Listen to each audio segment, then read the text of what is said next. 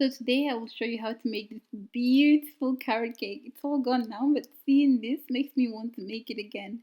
So it's made in the microwave, so it's very simple. It takes little time. You don't have to preheat your oven and overheat yourself in the process. And like just 360 degrees so you can see how it looks. But anyways, carrot cake is so good. Takes a little time, so you're saving time, you're saving energy, and honey, time is money, okay?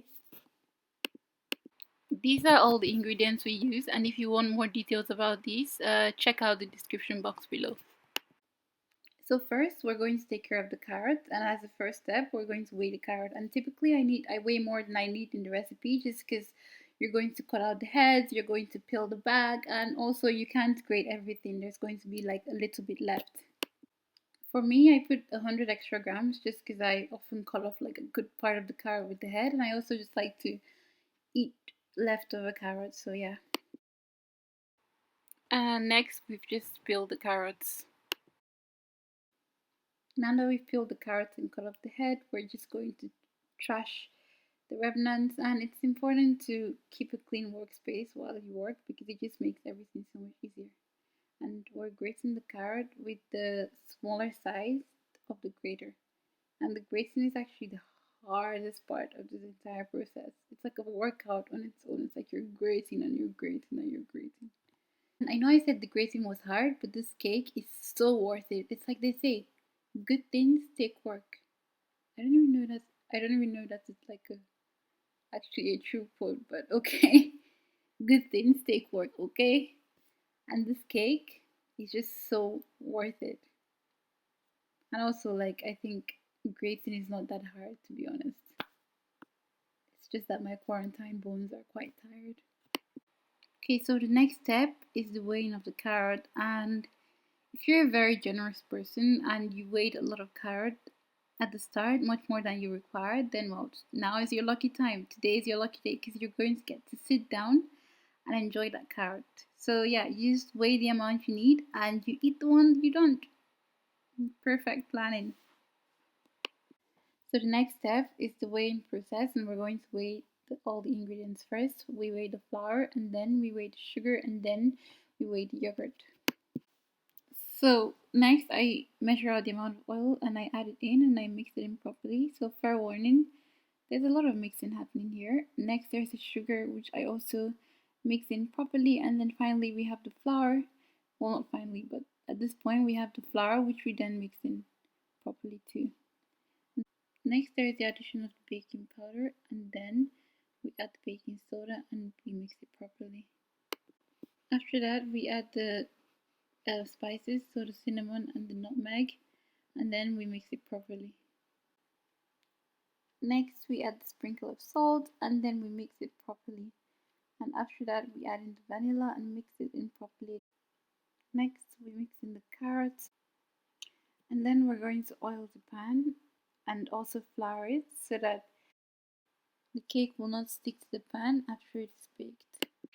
And then we divide the mixture equally over the two pans. Next, we put the mixture in the microwave and we leave it in for 8 minutes so it cooks properly. And we do the same for both of the mixtures. And this is the end result. So we let both of them cool for about 30 minutes and then we transfer them to plates and let them cool for. So this is what the cake looks like after transferring it to the plates, and then now we leave it out to cool for a bit longer. And to speed this up, we can put it in the fridge.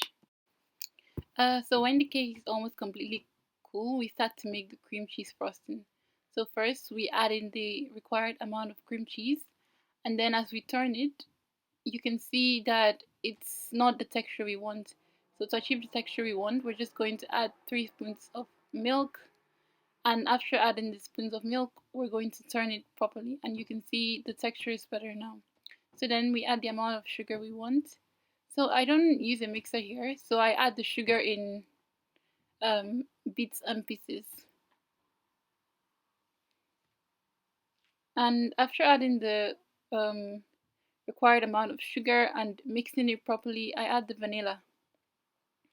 And for vanilla, I'm adding 2 spoonfuls, just like what you see in the ingredient list below. And add it and then mix it. So when the cake is completely cool, we go on to the frosting process. So first we frost the first layer, then we layer the second layer on top, and then we also frost the second layer. And after that, we begin to frost the sides. Now my cake is not completely cool, so the frosting could be better.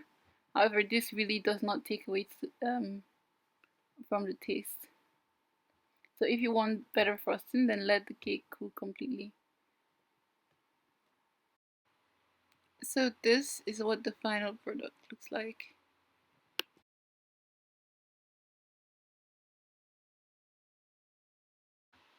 Let's just cut off a slice of cake to see what it looks like on the inside and to taste it.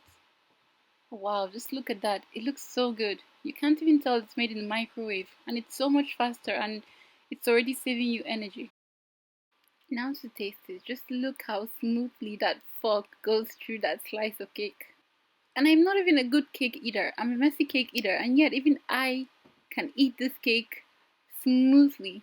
Just look at that. And this cake was so good. Like I said, so so so good. If you like this video, like it, comment if you have any questions or just comment, and do subscribe to the channel. And if you guys want to see any specific microwave recipes, just let me know and I'll try to make it happen.